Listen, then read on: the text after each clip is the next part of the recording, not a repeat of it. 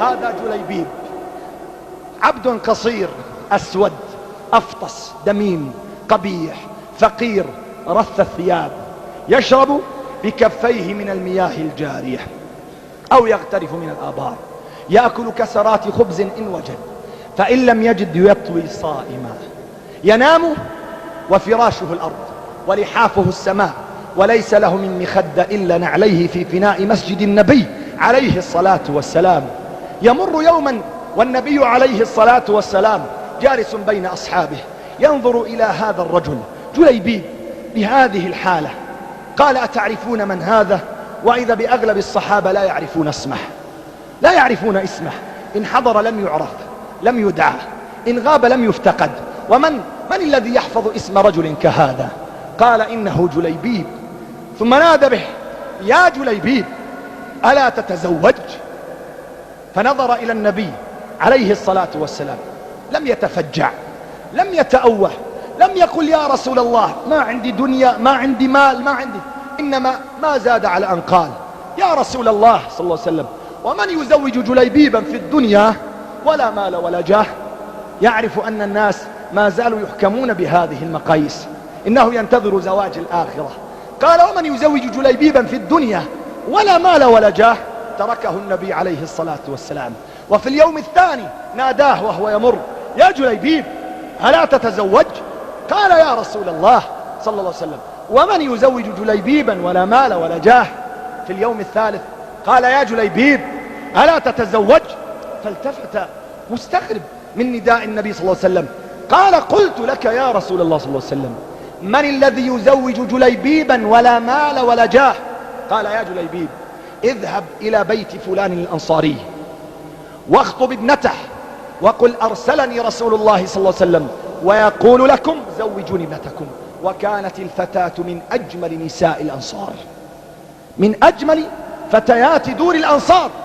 فذهب جليبيب وطرق الباب، أرسله النبي عليه الصلاة والسلام، قال: يسلم عليكم النبي عليه الصلاة والسلام ويقول: زوجوني ابنتكم. فقال الأب: يا جليبيب لا مال ولا جاه، كيف نزوجك؟ وصاحت الأم لزوجها: أيزوج جليبيب وهو على هذه الحال ولا مال ولا جاه، وابنتنا في موقعها وموضعها التي هي فيه؟ وتسمع الفتاة المؤمنة، فتاة العقيدة، فتاة التوحيد، فتاة القرآن والسنة، فتاة قيام الليل، ليست فتاة الدشوش وفتاة التلفاز وفتاة قارعة الطريق والمنتزهات والمحلقات. تسمع الفتاة المؤمنة فتصرخ بوالديها من الداخل: كيف هذا؟ أو تردان رسول الله صلى الله عليه وسلم؟ والله إني أجزت زواجي وإني قبلت به زوجة.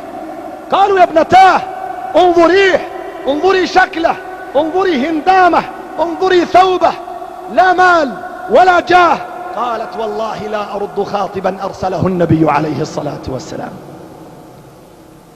ويحضر لعرسه تلك الليلة، وبينما مراسيم الزفاف على بساطتها تعقد، إذ بمنادي الجهاد يصرخ في الخارج: يا خيل الله اركبي، يا خيل الله اركبي.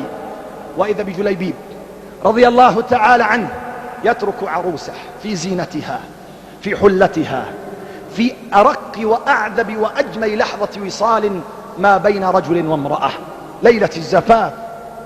وإذا به يسحب يده وكأن عقربا لدغته، وينطلق كالسهم من الرمية ويلتحق بصفوف الجيش نحو الغزوة، ويقاتل مع الذين يقاتلون، وتنجلي المعركة. ويأتي النبي عليه الصلاة والسلام ويتفقد أصحابه من الشهداء، فيعدد الصحابة كل الناس إلا جليبيبا لا يذكره أحد. قال: ألا تفقدون حبيبا؟ قالوا: من؟ قال: أفقد حبيبي جليبيب، أفقد حبيبي جليبيب. ويبحث عنه النبي عليه الصلاة والسلام فيجده وقد تلوث بالدم وأصيب بجراحات بليغة، وصار وجهه من طين الأرض وترابها، فينفض عن وجهه ويضع رأسه على فخذه الشريف قال جليبيب قتلت 7 من الكفار ثم قتل، أنت مني وأنا منك، أنت مني وأنا منك، أنت مني وأنا منك. ثم أشاح برأسه صلى الله عليه وسلم يمينا. قال أتدرون لما أشحت بوجهي؟ قالوا لما يا رسول الله؟ قال والله رأيت زوجاته من الحور العين يتسابقن إلى احتضانه وأعرفه رجلا غيورا فأشحت بوجهي حتى لا يغار. جليبيب لا مال ولا جاه، ونحن بكل جاهنا، بكل مالنا، بكل حللنا، بكل مالنا ماذا فعلنا؟ يا أيها الحبيب، ثمنك وقيمتك حبك لربك، اتباعك لنبيك، تعلقك بدينك، خدمتك لرسالتك. لا تزدري نفسك، لا تنصت إلى أولئك المخذلين، لا تنصت إلى ذاك الهمس الشيطاني الذي يقول لك من أنت وماذا يمكن أن تصنع. لا تزدري نفسك وكن جليبيب وقتك. فما أحوج الدين إلى أمثال جليبيب، ما أحوج الإسلام إلى أمثال جليبيب، إلى أولئك الذين يتحركون غمارا أغمارا، إن حضروا لم يعرفوا وإن غابوا لم يفتقدوا، ولكن إذا نادى المنادي يا خيل الله اركبي كانوا في الطليعة. ومنذ أعوام وعقود تنادي الرسالة بكل جراحها، تنادي العقيدة بكل آلامها، ينادي المقدس، ينادي الأقصى، تنادي دماؤنا وأعراضنا يا خيل الله. ولكن لا خيل لله تركب، لا خيل لله تركب، لا خيل لله تركب. إلهي خذنا إليك، إلهي خذنا إليك، إلهي خذنا إليك. وما عدنا نريد هذه الدار، ما عدنا نريد هذه الحياة، ما عدنا نريدها.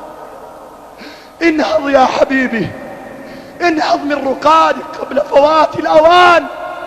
الحور على أبواب السماء تنادي. كن الخاطب، كن الراغب، كن جليبيب وقتك، ولا تبالي بكل الجبناء ولا بكل الأعداء ولا بكل الخونة ولا بكل قطاع الطريق. وما أحوجنا إلى أمثال جليبيب، ما أحوجنا إلى أمثال جليبيب. عرفتم الفرق يا سادتي؟ عرفتم الفرق بين ماضيهم وحاضرنا؟